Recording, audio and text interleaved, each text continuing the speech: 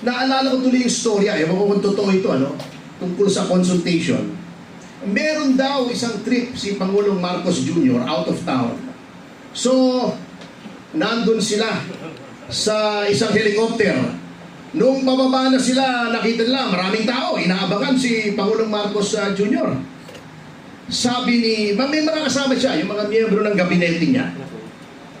Kasama doon si Larry Gadon, nandun sa helicopter. Sabi ni Larry Gadon, Mr. President, meron akong 1,000 pesos dito. Ihagis kaya natin sa bintana. Yung makakapulot noon, may isang magiging masayang Pilipino ngayong hapon na ito. Sabi ni Larry Gadon. Sabi ni Ralph Recto, mali ka, Larry. Ito, 2,500 piso. Ihulog natin sa helicopter. 2 Pilipino ang matutuwa. O, di ba? Hindi lang isa, 2. Pumasok yung isa pang gabinete, si Sac, si Anton Lagdameo. Mali kayo pareho. Ito, may titig 100 piso ko rito. Hulog nyo natin sa bintana ng helicopter. 10 Pilipino ang matutuwa. O, mas marami. Pumasok si Aimee, sabi niya, mali kayong lahat eh. Yung kapatid ko, ihulog nyo, lahat ng Pilipino matutuwa.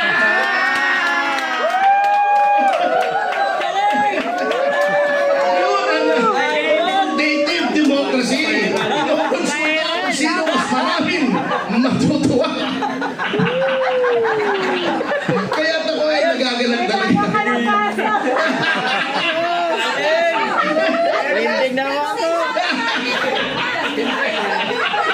Tawag din, attempted murder. Baka i-blatter tayo ni Claire Castro. Tapos tayo, Attorney Lambino, tayong lab dito, accessory sa crime. Lahat ng tumawa daw. Sedition. Sabi ni John Vic Remulla. Parang sumigaw ng Marcos resign. Panibagong kaso na naman, Attorney!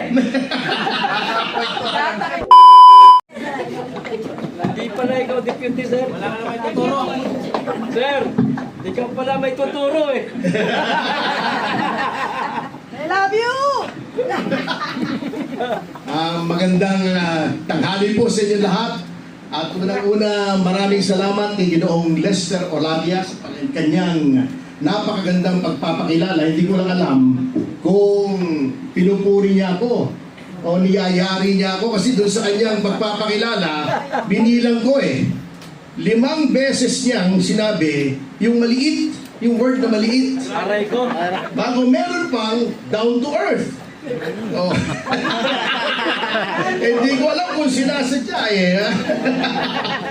Anyway, alam niyo po, just to be very brief because I know we're all looking forward to hearing dito sa ating batang-batang magiging Bulacan chairman, si Ginoong Jad Racal. Ang nais ko lang itanong sa kanya, ready ka na ba, Sir Jad? Sabagat alam mo, dito sa mga panahong ito, kapag ikaw ay nagiging kritiko ng gobyerno kung ano-anong kaso ang isinasampa sa iyo, nagiging libelous ka, nagiging seditious ka, katulad namin ni Jimmy Bondok, may kaso na naman kami bago, a few days ago, inciting to sedition. Sabi ko, kung inciting to seduction, baka maniwala pa sila Pero inciting to sedition, mahirap yan. Oo, kita nyo naman ang nangyari kay Leandro Leviste. Naging kritiko lang ng gobyerno, pinatawa na ng multang 24 billion. Iimbestigahan pa ng ombudsman. So, napakahirap po. These are dangerous times for the political opposition. Sapagkat ibang klase po talaga itong pamahalang ito. Sapagkat they're now in a panic mode. They're circling the wagons, so to speak. Sapagkat nakikita po nila ang katapusan ay malapit na. Yes.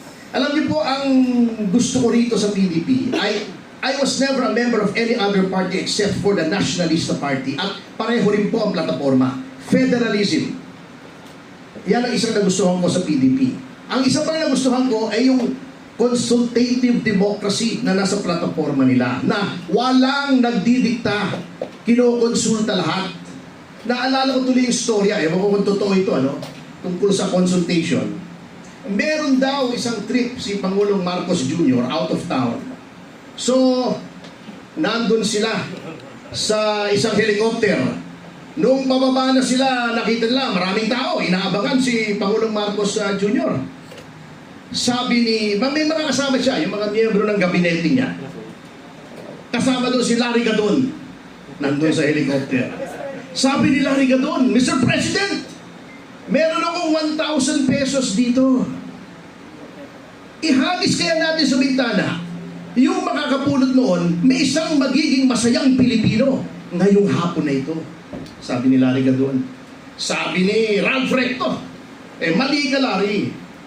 Ito, 2,500 piso. Ihulog natin sa helicopter. 2 Pilipino ang matutuwa. O, di ba? Hindi lang isa, 2. Pumasok.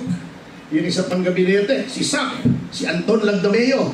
Mali kayo pareho. Ito, may titig 100 piso ko rito. Hulog nyo natin sa bintana ng helicopter. 10 Pilipino ang matutuwa. O, mas marami. Pumasok si Aimee, sabi niya, mali kayong lahat eh. Yung kapatid ko, ihulog nyo, lahat ng Pilipino matutuwa.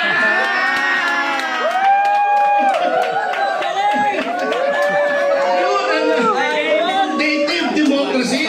Yung konsulta kung sino mas maraming matutuwa. Kaya ako ay nagagalang talaga. Ka ng kaso. Hindi na ako. Tawag dyan, attempted murder. Baka i-blatter tayo ni Claire Castro.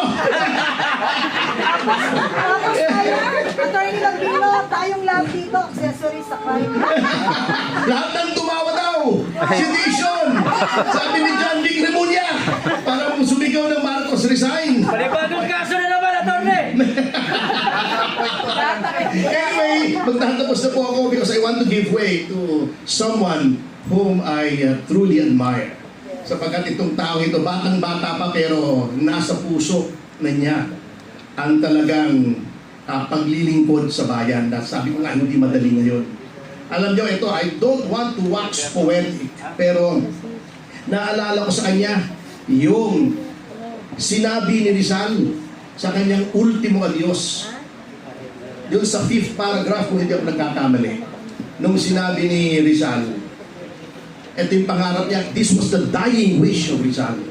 Nung sinabi niya, mis sueños cuando apenas muchacho adolescente, mis sueños cuando joven ya llena de vigor, fueron al verde día del mar del oriente, secos los negros ojos, alta la tersa frente, sin seños, sin arrugas, sin manchas de rubor. Hindi nyo naiintindihan, ano? Tatranslate ko. Sabi niya, the dream of my life, my ardent life's craving, is to see you one day, O pearl of the Orient seas, riding high with freedom blowing in thy breeze, without fear, without doubt, without any trace of shame. Ito mga ganitong tao ang magbubura ng kahihiyan na nararamdaman natin lahat pagka sinasabi natin ngayon, lalo na sa ibayong dagat, ako'y Pilipino, iba yung tingin sa inyo natin. Ngayon eh, napakasama ng tingin sa mga Pilipino ngayon, hindi katulad ng panahon ni Tatay Digong, na pag sinabi mong ako'y Pilipino, President Duterte. Ngayon, ako'y Pilipino. Iba tingin talaga. So, I'm very happy to serve without any expectation of recompense, without any quid pro quo. Maglilingkod lang po tayo ng walang kapalit, katulad ni Jad Racal. Kaya without further ado, I would like to welcome to the fold Mr. Jad Racal. Palakpakan po natin.